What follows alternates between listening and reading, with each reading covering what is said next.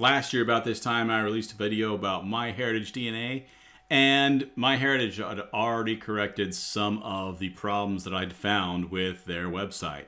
So hopefully this review will be a surprise and they won't have corrected it already.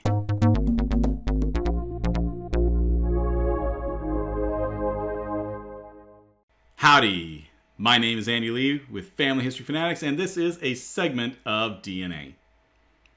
Be sure to subscribe to our channel and click on the bell if you want to receive notifications about upcoming episodes.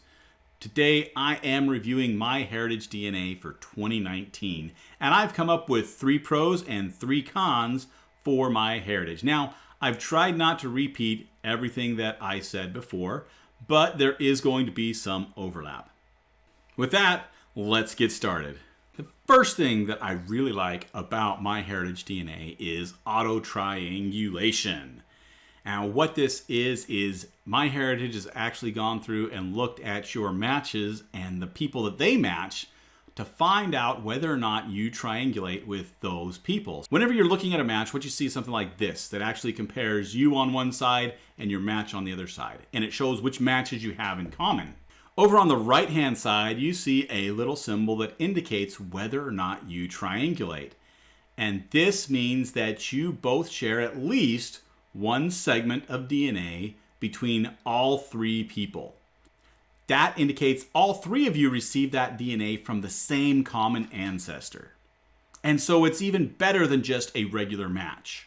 Clicking on that icon will take you to the chromosome browser, which highlights which segments of DNA you 3 are triangulated with. Number 2 that I like about MyHeritage DNA is when they are reporting the amount of shared DNA, they report it in both centimorgans and in percentage. You can see with each one of my matches that I know not only the percentage but also the centimorgans. This is really useful when we're comparing with other websites that may only use one or the other unless you dig down into it. So the great thing with MyHeritage is I can easily compare my matches with other matches on other sites because I automatically know how much percentage of DNA and how much centimorgans of DNA I share. The third thing that I really like about MyHeritage DNA is the fact that you can upload kits from other companies. But not only that, they allow uploads of every other company's kit. This is really useful because not everyone wants to take a test with every single company.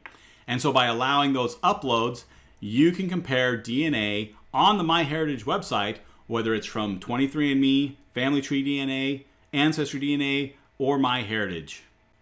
They do charge a small fee if you want to be able to use all of their tools, but as far as basic matching information, you can get that for free. But I don't like everything about MyHeritage. In fact, it would be amazing if anybody liked everything about MyHeritage, or any company for that matter.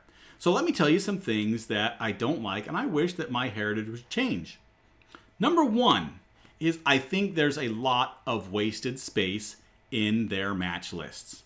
Now, I used this one last time and they've actually improved their design somewhat, but I still think there's some tweaks they could do or just have an alternate view for those of us who want to see lots of matches at one time.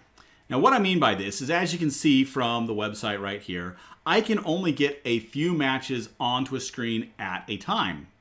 And most of the information within each of these matches is repetitive. It's the titles of things. For instance, it's saying shared DNA, it's saying shared segments, it's saying the largest segment. All of these would be better organized as a table with those titles as part of a header row that you then scroll through the matches underneath that, in which case you'd be able to see 10, 20, or 30 matches before you have to scroll down the page. Number 2 that I don't like is there's not an easy way to view other people's information on MyHeritage. Now, what do I mean by that? I mean, if I have a client or if I have a family member and I don't have their login information to MyHeritage, I can't see who their matches are unless they match with me, but I can't see their matches that don't match me.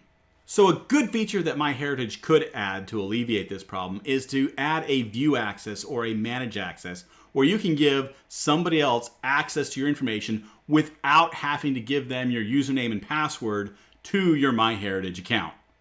The third thing that I don't like about MyHeritage, it's something that I understand why they're doing what they're doing. And that is their abundant focus on the ethnicity results. You see this in their advertising, on their commercials. You also see it in their website as far as the tools that you use. There's several different ways that you can view ethnicity. There's several different ways that you can see different ethnicity makeups by country. And from a genealogy standpoint, those ethnicity results are really the least important part about DNA testing.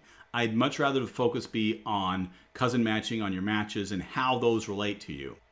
On the other hand, you have to have something that's going to hook people in and bring them in. And that is where the ethnicity results is something that it is easy for people to understand as far as where you're from. And they might be trying to get new people involved in genealogy in this way. And I'm sure that there are some people that do.